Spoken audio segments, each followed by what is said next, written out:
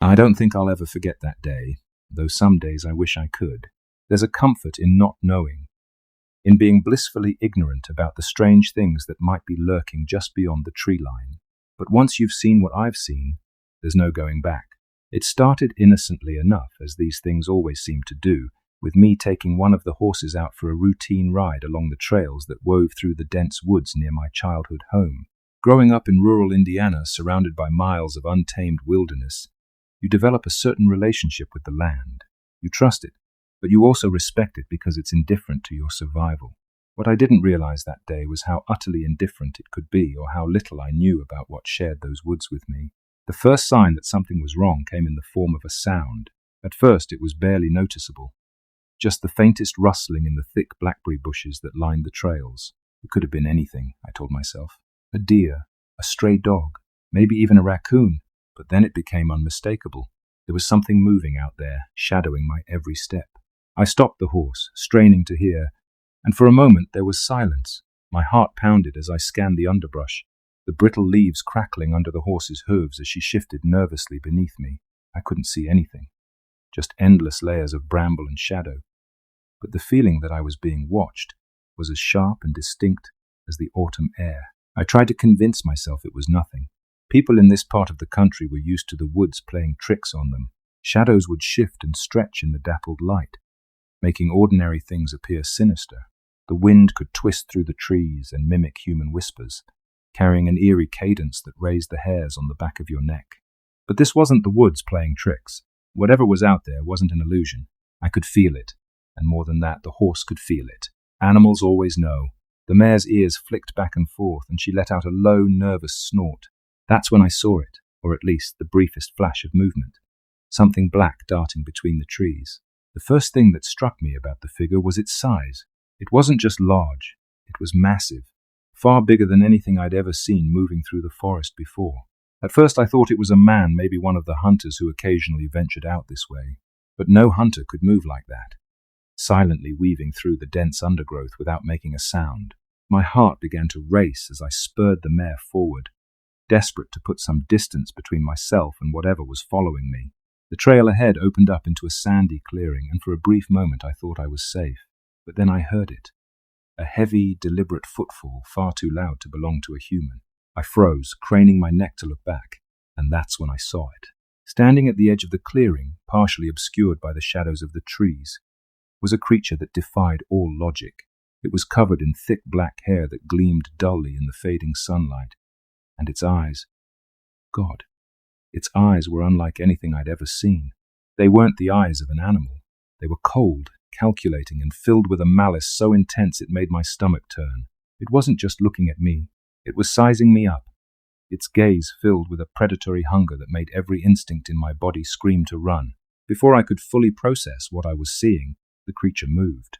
It dropped to all fours, its long arms propelling it forward with terrifying speed. My mare reared up, her shrill cry piercing the stillness of the woods, and I clung to the saddle horn for dear life. There was no time to think, no time to plan. I let her have her head, urging her to run, and she took off like a shot. The world blurred around me as we tore through the woods, branches whipping against my face and tearing at my clothes.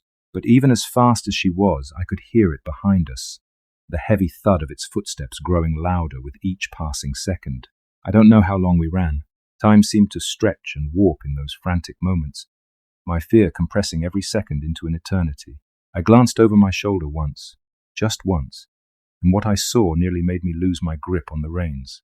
The creature was right behind us, its massive form barreling through the underbrush with an unnatural grace. It wasn't just running on two legs. It was using its arms too, its long fingers clawing at the ground to propel itself forward. It reminded me of an ape, but there was something fundamentally wrong about the way it moved, something that made my skin crawl. The mare was frothing at the bit, her body slick with sweat as she pushed herself to the limit. I could feel her muscles straining beneath me, every fiber of her being focused on one thing: survival. And then, just when I thought we might have a chance, she stumbled. It was only for a split second, but it was enough. The creature lunged, its claws raking the air where we'd just been, and I felt the cold sting of panic flood my veins. We burst out of the woods and into the pasture that bordered our property, the fence line looming ahead like a lifeline. I urged the mare forward, praying she had enough left in her to clear it. She didn't. The impact of the fence breaking was like a gunshot, the wooden posts splintering under the force of her body as we crashed through. I hit the ground hard, the breath knocked out of me as pain exploded across my side. For a moment I couldn't move, couldn't think. All I could do was lie there, staring up at the sky as the world spun around me. And then I heard it. The sound of the creature slowing, its heavy breathing filling the air as it came to a stop just beyond the fence line. I could hear its breathing deep, guttural and menacing. Each exhalation sounded like a snarl, low and rumbling, vibrating through the cold evening air. My body screamed at me to move, to do something. But I was paralyzed, lying there in the dirt with the taste of blood and panic thick in my mouth. It was there, just on the other side of the fence. The creature stood at the edge of the broken posts, its massive frame silhouetted against the darkening sky. I didn't need to look to know it was watching me. I could feel its eyes boring into me, unrelenting and full of hatred. Somehow I managed to push myself onto my elbows, my vision swimming as I tried to focus. My mare had made it to the barn, her frantic whinnies echoing in the distance, but I knew I couldn't count on her for help. She was as terrified as I was, maybe more. With every ounce of strength I had left, I forced myself to my feet, clutching at the sharp pain in my ribs where I'd hit the ground. My legs felt like jelly, but adrenaline kept me upright as I staggered toward the house. The creature growled, low and menacing, and I knew I only had seconds before it came after me. My hand was on the back door when I heard it move. The sound was unlike anything I'd ever heard before, a mix of snapping branches, claws scraping against wood, and the unmistakable thud of its heavy body hitting the ground. I turned, unable to stop myself, and there it was, leaping over the splintered fence with terrifying ease. It landed on all fours, its muscles rippling under its dark fur as it straightened to its full height. For the first time I got a good look at it, and I felt my stomach twist in a way that nearly made me vomit. Its face was like a nightmare come to life, a grotesque blend of ape and human, with a wide, flat nose and a mouth full of sharp yellow teeth. Its eyes were the worst, though. They weren't animal eyes. They were intelligent, aware, and filled with a cold, predatory rage that made me want to curl up and disappear. I stumbled backward, fumbling for the doorknob, and slammed the door shut just as it lunged. The impact shook the house, and I screamed, throwing the deadbolt into place and grabbing the nearest chair to brace the handle. The next few minutes were a blur of panic and frantic movement. I ran through the house, locking every door and window, my breath coming in short, ragged gasps. My hands were shaking so badly I could barely turn the locks, and every shadow outside seemed to shift and move, like the creature was already inside, watching me.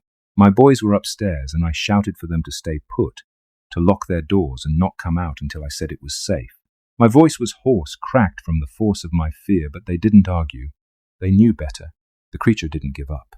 It circled the house, its heavy footfalls crunching against the gravel driveway, and every so often it would stop and slam its body against the walls.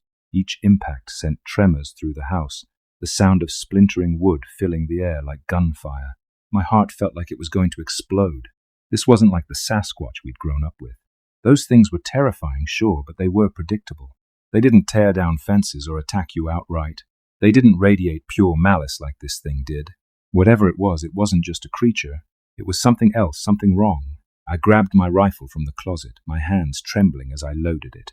The feel of the cold metal against my skin gave me a small sense of control, but I knew it was a false comfort. This thing wasn't scared of us. It didn't care about boundaries or guns. It wanted something, and it wasn't going to stop until it got it.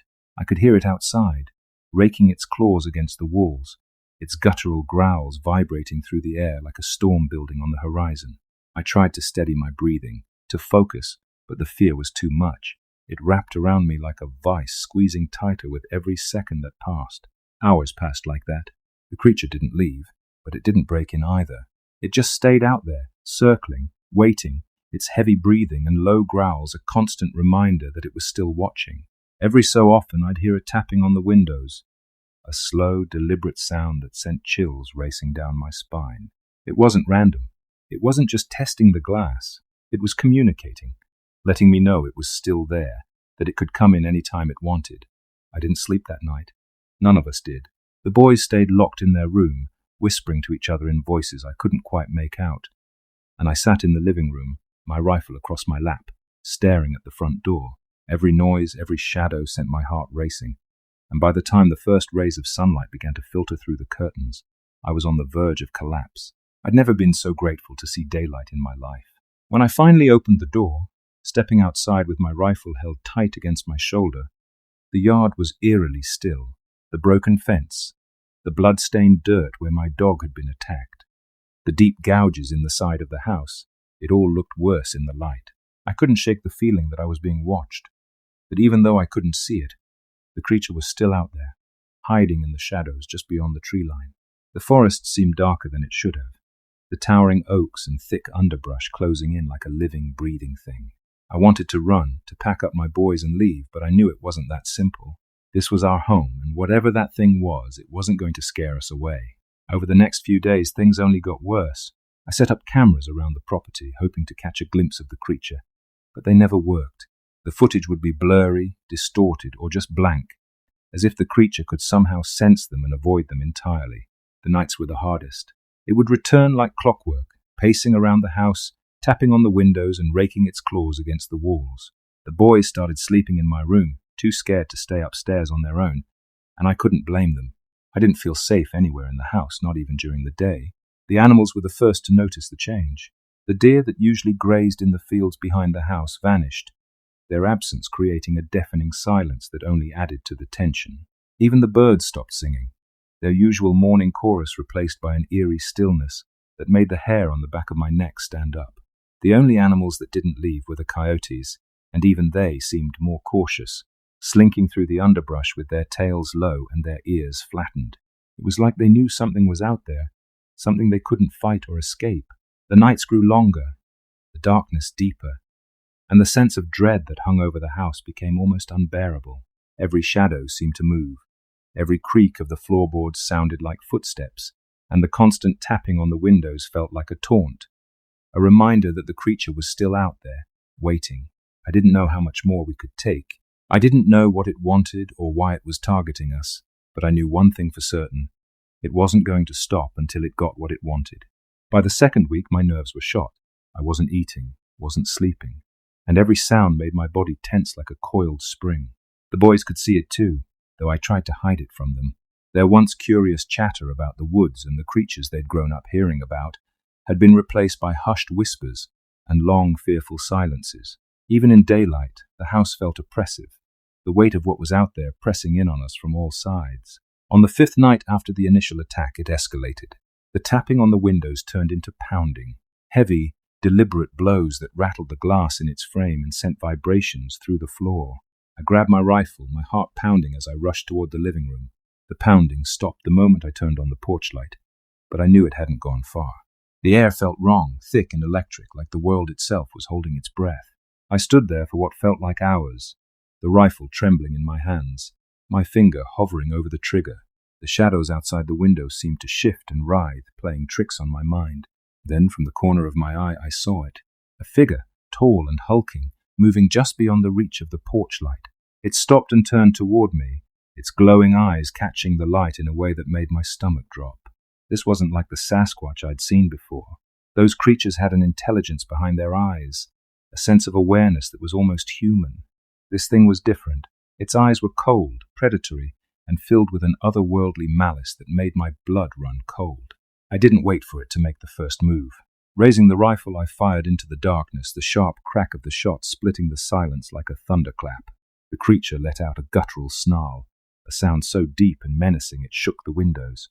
For a brief moment, I thought I'd hit it, but then I saw it move, faster than anything that size should have been able to.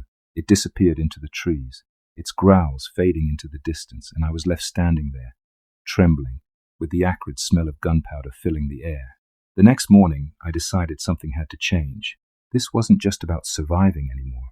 Whatever this creature was, it wasn't going to stop until it got what it wanted, or until I forced it to stop.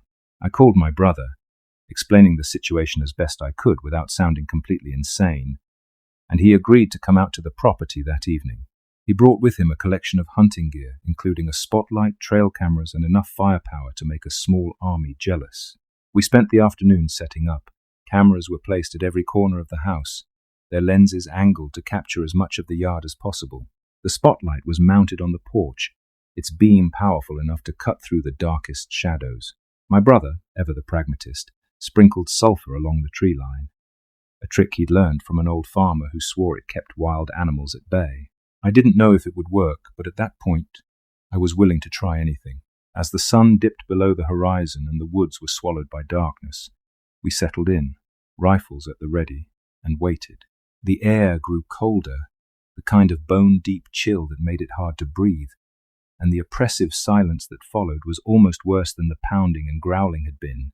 It was as if the forest itself had gone still, every living creature holding its breath in anticipation of what was to come. And then we heard it, a low, rumbling growl that seemed to come from everywhere and nowhere all at once. My brother shined the spotlight into the trees, the beam cutting through the darkness, but there was nothing there. The growl came again, closer this time, and I felt my chest tighten with fear.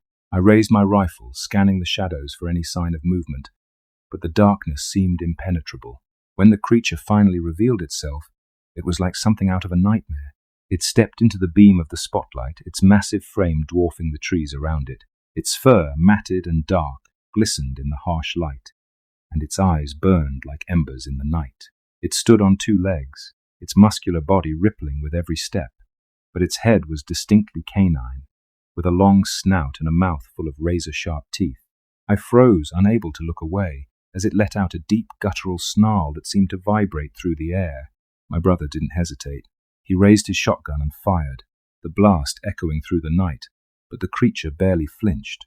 It lunged forward, its claws digging into the dirt as it charged, and I felt my blood turn to ice. We fired again and again, the sound deafening, but it didn't stop. It was relentless, its speed and strength far beyond anything I'd ever seen. It reached the edge of the yard, and for a moment, I thought it was going to break through the sulphur line, but then it stopped. It skidded to a halt just inches from the boundary, its claws raking the ground as it snarled and snapped its jaws.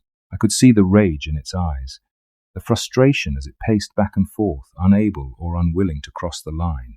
My brother and I held our ground, our rifles trained on the creature, but it didn't move any closer.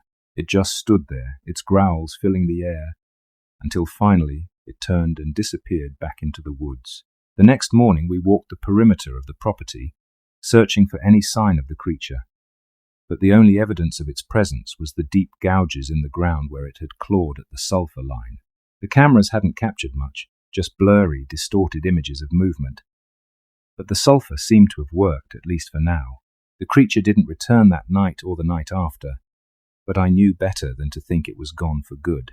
Life slowly returned to normal, or at least as normal as it could be after something like that. The boys started sleeping in their own rooms again, and the deer and birds returned to the fields and trees around the house. But I never let my guard down. I kept the cameras running, the spotlight ready, and the rifle by my side, because even though I hadn't seen the creature in weeks, I knew it was still out there, lurking in the shadows, waiting for its chance to return. There's a strange kind of peace that comes with living in fear. You learn to adapt, to coexist with the things that terrify you. But you never forget. You never truly feel safe. Every time I step outside, I scan the tree line, half expecting to see those glowing eyes staring back at me. And every night, as I lock the doors and turn off the lights, I whisper a silent prayer that tonight won't be the night it decides to come back.